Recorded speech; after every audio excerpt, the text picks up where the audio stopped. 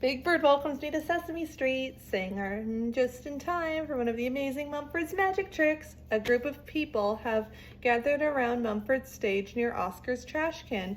Alan, Gordon, and Teresa join them and ask Big Bird to stand back into the back so they can see better. Big Bird doesn't mind. He's used to being big. Mumford announces he's going to perform his new big little magic trick and plans to turn a big cutout of the letter M into a little one. The wave of Mumford's wand and his magic words. A flash of light appears, but the M remains big. Mumford believes he needs more practice and goes off muttering his magic words to himself. Gordon notices that Big Bird is gone, and Alan assumes that Big Bird must have gone to a playdate with Snuffy. They both decide not to worry about him and go back to their chess game in the yard. As everyone leaves, Big Bird's voice is heard around the steps of 123 Sesame Street. I look very low to the ground, and Big Bird notices how big everything is around him. A jack, a paperclip, a leaf, and so on. Big Bird then realizes that everything didn't get big, he got little. He wonders how it happened and remembers Mumford performing his big and little trick. Figuring Mumford's mistake caused him to shrink in size. An ant comes by carrying a breadcrumb and recognizes Big Bird's feet when they used to be much bigger, but is surprised to see the rest of him so tiny.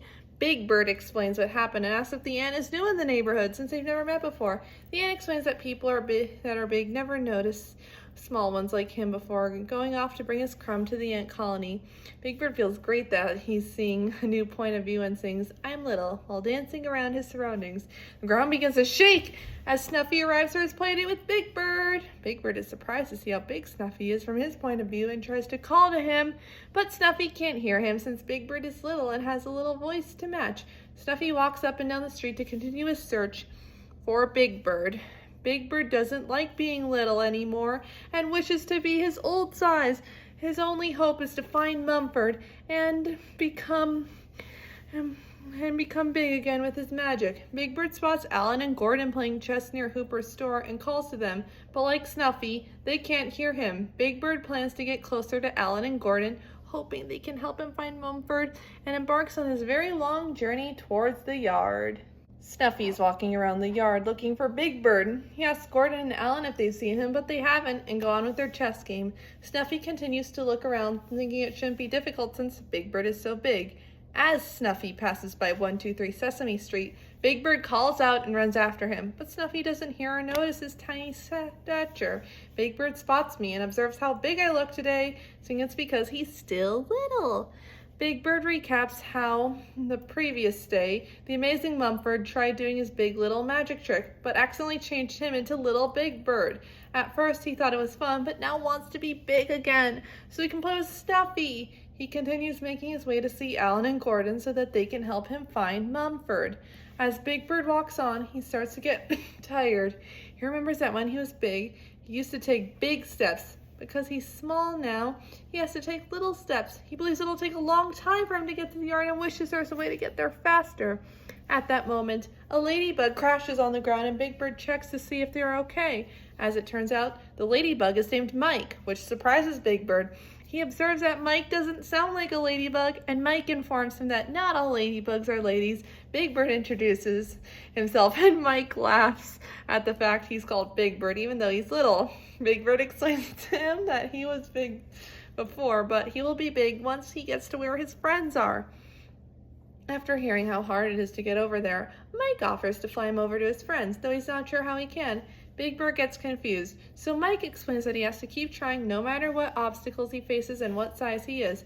This leads to a song backed up by other bug singers, which encourages Big Bird to give it a try and hitches a ride on Mike. Mike quickly flies Big Bird across the yard, but spins out of control and crash lands. Mike concludes that his wings aren't built for two, but Big Bird thanks him for his help and Mike flies away. Big Bird tries to figure out where he is. He notices a giant glass of milk and finds that he's on the counter in Hooper's store and is much closer to where Alan and Gordon are. After trying to figure out how he's going to get to them, he notices Baby Bear eating his porridge and tries to get his attention. Baby Bear doesn't notice because he's trying to cool his porridge with his mouth by blowing on it. Big Bird remembers that the air Baby Bear is blowing can move things, just as Baby Bear is about to blow on his porridge.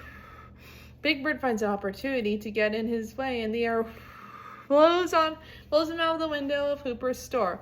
However, the wind stops short and Big Bird begins to fall down and lands on something soft and blue with buttons on it. Big Bird realizes that the shirt belongs to Gordon and he is right on his lap. Big Bird calls to him, but Gordon can't hear him and is likewise busy concentrating on his chess game with Alan. Big Bird tries to climb up Gordon's shirt to get his attention, but his shirt is too silky and it makes it harder to climb up. Of all the shirts he owns, why did he have to wear the silky, slippery one? Big Bird says. As Big Bird is about to give up, he remembers Mike's song and figures out that since Gordon is only paying attention to the chess game, he should get his attention there. Big Bird jumps onto the table where the chess game is and moves one of the chess pieces. Alan notices the move and compliments Gordon on it, though Gordon denies doing such. The two finally notice little Big Bird on the chessboard, and he frantically explains what happened to him. Alan and Gordon start calling out for Mumford, who pops up when he hears his name. They explain the problem and point out little Big Bird on the chessboard. Mumford is amazed how his trick managed to work on someone rather than something. Gordon asks if Mumford can fix it, but Mumford said that he only knows how to make things little. He demonstrates to make Gordon small, and with the wave of his wand and the magic words, Big Bird appears on the chessboard and in his regular size again. Mumford wonders how he did that trick, then prefers not to inquire before leaving. Snuffy arrives and is glad to see his best friend again, and Big Bird explains the crazy situations he was in. Snuffy says, "Oh, well, that explains it." He admits that even though he enjoyed being little, he's glad to be big again. At that moment, Mike arrives and is as big as well. He notices a game of chess and wonders if he can play winners. However, Alan and Gordon run away in a panic, screaming for Mumford.